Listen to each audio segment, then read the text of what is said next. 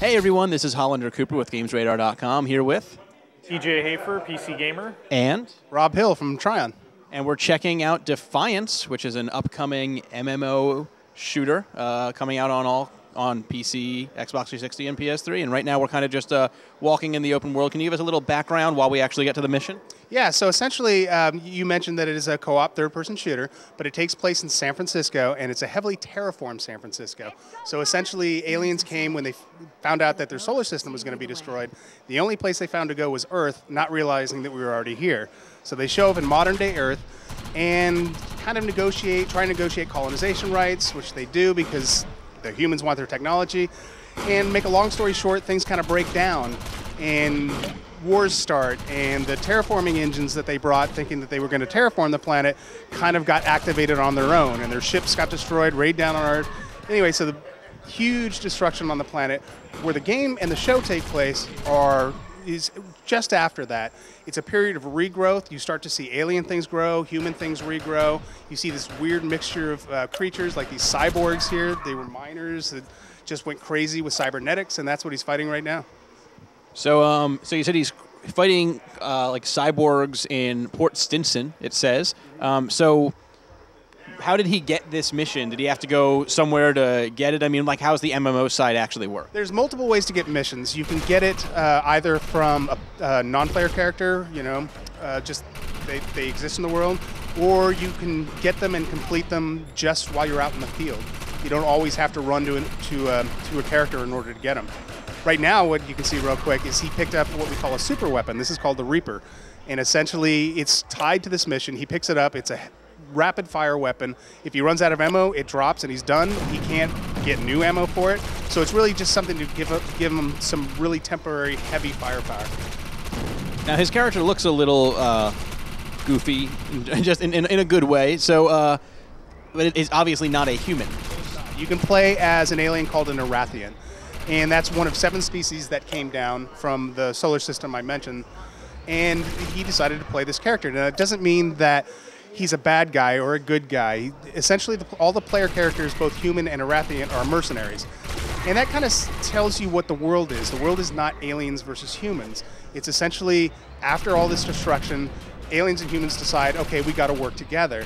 The problem is there's all these other people like these cyborgs or hellbugs, which are these crazy alien creatures, and a bunch of different other groups that just don't want to get on that program. And so you're hired as a mercenary to go out and deal with these different groups. So Ego upgrade awarded just flashed on the screen. What is Ego? Yeah, Ego is essentially an implant, and it's actually very rare, but the person that hired you, Von Bach, he is essentially a weapons manufacturer, and he's hired you to come to the Bay Area and essentially find an artifact that he wants to use in order to, it's a powerful artifact. Of course he wants it. He's a weapon manufacturer. And so essentially, yeah, he hires you to come to the Bay Area, and those are kind of the missions that you go on and the things that you do. And this is part of the story mission that he's on. We have this long group of story missions with these dramatic cutscenes that you can see that tell a story of various characters that you will meet. They're not just characters that you go to and I want you to pick my apples, you give them back, and then they go away. You actually evolve. They evolve over time as you play with them. Cool. Let's watch this cutscene for a second. Looks all fancy. They merely did not want me to leave once they discovered I could mend their implant malfunctions. What were you doing here in the first place? I heard about this Joe Teach person. I wanted to find out if his return was true. To protect you. I'm glad you're okay. We best exit. There are more cybernetically optimized miners on their way. Give you a better look at our character. Yep, player characters figure prominently in all of the cutscenes that we have. And is there any dialogue from the player cutscene, or is it everyone else? It's pretty much everyone else. What you can see here is one of the characters is actually part of the mission. So you fight alongside these characters as well. They're not just, I want you to do this, go and do it. They actually come with you and help you out, or you need to protect them or whatnot. So they are an integral part of the storyline and the gameplay. So our character, if you look at the bottom left, has a few abilities. What are those, and what class is he? Well, he, right now, I don't know the exact one. Can you hit the one for me real quick? Yeah, so he's got overdrive, and essentially his character when activating this, does much more damage. You can see that when he hits somebody, they glow, and that is essentially just causing huge amounts of damage. And later on, you can put like ego units, like we were talking about earlier, ego points. You can put those into that power and upgrade it more, or we have other areas that you can decide to diversify that power. But we also have things like we have Cloak, which is invisibility. We have Blur, which is running really fast. And then we have this thing called Decoy, which is kind of interesting. When you activate it, a hologram of you comes out and runs straight ahead of you. And all the enemies see you, that hologram, as you. Even in the competitive that we have, the competitive matches, when it runs out, to all the other players, it looks like you, including the nameplate up top. So it really fools people. And right now, you can pick up a sniper rifle on the right, sitting on the rail. It was on the rail. There it is, right in front of you to the right.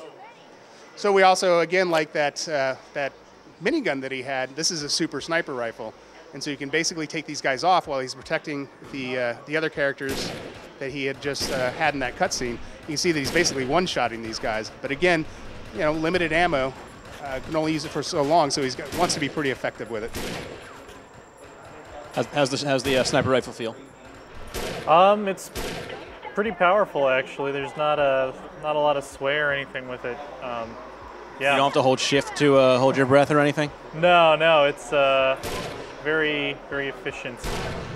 Oh, you shot the barrels in front of yourself. No, I think he's lobbing grenades. Yes, there's an enemy in the distance that's lobbing grenades. They happen to hit the 2 explosive barrels right next to him. That just did a massive amount of damage. Now, the other thing to note here is we have different areas on the enemies that can cause more or less damage. So if he's hitting people in the head, particularly with the sniper rifle, the head will actually explode and they'll instantly die. So it's really effective for him to really kind of try and hit those hot spots. For most humanoids, it is the head. There you go. Move him up. So obviously we're seeing a pretty action-packed segment here, but being sort of an MMO on the side, is there any downtime spent crafting or doing any other stuff that people typically associate with MMOs? Well, while you do get various materials that you can use at different types of merchants, we don't have a sit-down and craft kind of system. You basically are collecting these minerals to trade in with merchants. But we do have things, you get a vehicle from the very beginning, a quad, and you can decide you want to go on these different challenges, which for the quad in particular, it's races, which are not necessarily combat oriented. So you can go on around these courses and try and get a best time. And we track all the players' best times. You try and get number 1, number 3, and we award you with gold, silver, bronze, as well as some specific items or weapons based on your performance. Awesome, and we're seeing just constant loot being dropped. Is fat loot a pretty big part of the game? Oh, absolutely. That's a huge part of this game. We have tons and tons of different weapons you can get. You can get different shields. You can get different grenades, different types of grenades. We have flashbangs, which blind your enemy. We have something called a goo grenade, which essentially puts this bubbling goo underneath enemies and slows them down and causes damage. And so, yeah, and we have different shields that will react differently when you get hit. So we have a ton of different weapons that you're constantly upgrading over time. And you can decide, I want to be a sniper now, and so I'll increase my sniper skill through use, but now I decide I want to be an assault, and I can start playing with the assault rifles, and that'll get better and better over time. So we really kind of reinforce the type of loot that we have and the amount that we have. Cool, and there's also a vehicle, which, wow, that was perfect timing. Can you upgrade your vehicle at all? Right now, it's really just cosmetic upgrades, but we do have some perks that we have certainly discussed that will allow you to change how the vehicle functions to some extent. And we're only showing you the quad right here. In the competitive game, whether it's the open world competitive game or in our competitive maps, we have multiplayer vehicles.